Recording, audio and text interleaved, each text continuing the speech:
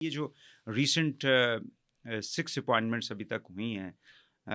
2 اسلام آباد high court سے ہوئی ہیں، ایک تو خیر ایکٹنگ ہے، دوسری جو ہے وہ جو چیف جسٹس صاحب تھے عامر فاروق صاحب وہ پرماننٹ ہے، اسی طرح 2 سندھ سے، ایک بلوچستان اور ایک پشاور ہائی کورٹ سے سپریم کورٹ کے اندر. کس طرح سے دیکھتے ہیں آپ اس کو؟ بہت شکریہ وحید صاحب. بنیادی طور پر یہ ساری اپوائنٹمنٹس جو ہو رہی ہیں اس کی بیک گراؤنڈ آپ کو مجھ سے زیادہ پتہ، اور میرا خیال اس وقت تو پورا بچہ پاکستان کا جانتا ہے. جب ایسی صورتحال بنی کہ جس پولیٹیکل پارٹی کو ایلیمینیٹ کرنے کے لیے اور اس کی قیادت کو، عمران خان کو ختم کرنے کے لیے کیسز بنائے گئے، اور کیسز جو ہیں وہ جہاں چل رہے ہیں اس کے بعد اس کی اپیلیں جو ہیں وہ آتی ہیں اسلام آباد ہائی کورٹ میں. تو اسلام آباد ہائی کورٹ میں جو ججز پہلے آلریڈی ایگزسٹنگ ہیں،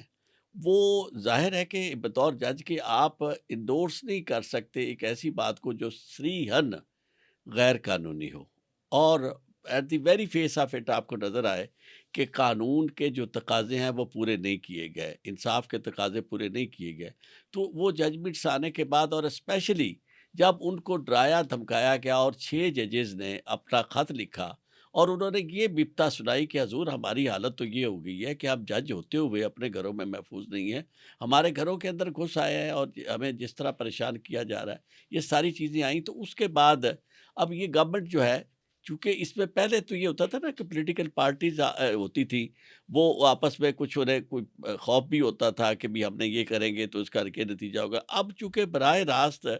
وہ پارٹی موجود ہے جسے کسی کا کوئی خوف نہیں ہے کہ جو ہم کریں گے ہمارا کوئی کیا کر لے گا. تو انہوں نے وہ پہلے بھی اسی طرح ریفرنسز بھی اسی طرح آتے رہے اب تک جتنے بھی آپ نے دیکھے ہیں، اور اب انہوں نے کہا کہ جناب نہیں، اس کا یہ ہے کہ آپ ذرا کریں نا، اس کو فارغ کریں ان ججز کو. اور اس کام کو سامنے رکھتے ہوئے انہوں نے یہ کیا. آپ دیکھیں جو 14 سال سزا والا کیس تھا، اس کا فیصلہ اس وقت تک نہیں سنایا گیا جس وقت تک آپ نے 2 جج نہیں دے دیے.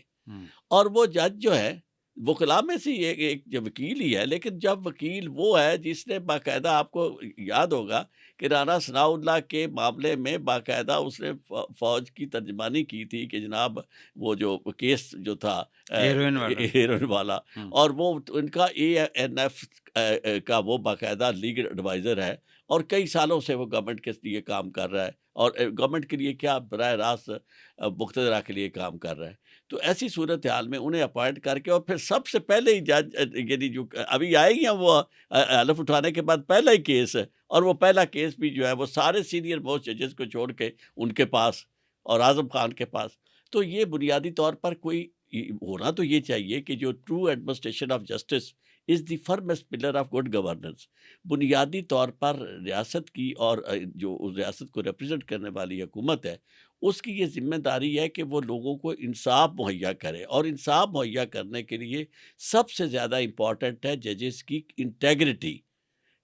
جو صلاحیت سے بھی زیادہ ضروری ہے. کچھ صلاحیت ججز کی جو ہے وہ انہیں وکلاء سکھا دیتے ہیں، لیکن انٹیگریٹی جو ہے وہ یا ہوتی ہے یا نہیں ہوتی. تو اب کوشش یہ کی جا رہی ہے کہ انٹیگریٹی کو چھوڑ کر آپ اس طرح کے ججز اور ان کی اپوائنٹمنٹ اس طرح کریں جس طرح اب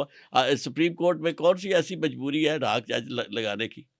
بنیادی طور پر یہ کہ جی 1 سال ہم آپ کو ٹیسٹ کریں گے. کہ لیکن وہ یہ کہتے ہیں کہ ہمارے پاس جو ٹیکس ریلیٹڈ کیسز ہیں، جس کا تعلق حکومت کی اور ریاست کی ریونیو کے ساتھ ہے، تو وہ امپورٹنٹ تو ہے. ظاہر ہے کہ اگر ہنڈریڈز آف بلینز جو ہے وہ اسٹک اپ ہیں،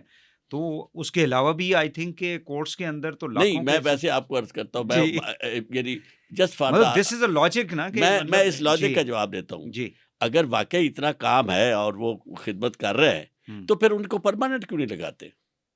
ایڈہاک کی ضرورت کیوں ہے؟ ایڈہاک کی ضرورت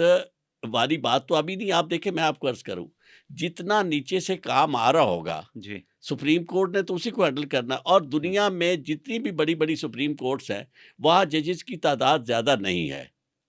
اس کی وجہ یہ ہے کہ کیونکہ نیچے کورٹس جو ہیں وہ ہائی ڈیسائیڈ کر کورٹ لیتے تک ہیں، معاملہ ختم ہو جاتا ہے. جو کانسٹیٹیوشنل میٹرز ہیں بیٹوین دی پروونسز، مثال یا اسٹیٹ، جنہیں کئی اسٹیٹ کہتے ہیں، کئی پروونسز، ان کے اور فیڈریشن کے معاملات یہاں ٹکراؤ ہوگا. جس طرح وہ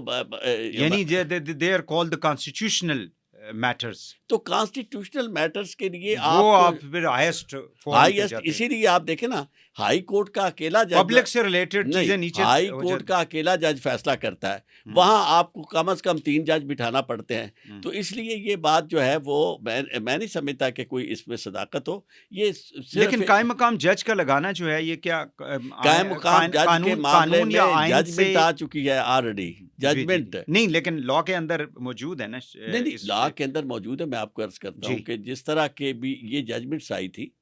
کہ جب آپ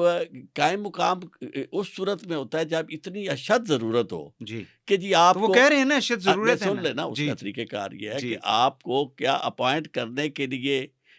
جو انہیں آپ کر رہے ہیں ہاں جی وہ انہیں پرماننٹ کیوں نہیں کر لیتے؟ اور دوسری بات یہ ہے کہ جو ان کی آلریڈی اسٹرینتھ جو میں عرض کر رہا تھا، نیچے ہائی کورٹ کی اسٹرینتھ تو آپ پوری کر لیں تاکہ نیچے سے جو کیسز آنے ہیں وہ اتنے زیادہ ہو جائیں کہ اوپر سپریم کورٹ کے لیے مسئلہ مسئلہ بن جائے۔ بن جائے۔ آپ نے 2 حصے تو آلریڈی سپریم کورٹ کے کر کے رکھ دیے، جو آئینی بینچ ہے وہ بیٹھا ہوا ہے، وہ کیا کام کر رہا ہے، اس سے کیا نتائج نکلے ہیں؟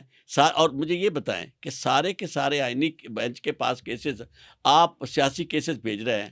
اور آپ نے ہائی کورٹ چیف جسٹس کو بیکار کر دیا۔ ججز جو ہیں اتنی زیادہ ڈسکریمنیشن آپ کر رہے ہیں ججز میں بانٹ، اور اس طرح کی صورتحال جو بے انصافی ہوتی ہوئی ہر شخص کو نظر آ رہی ہے۔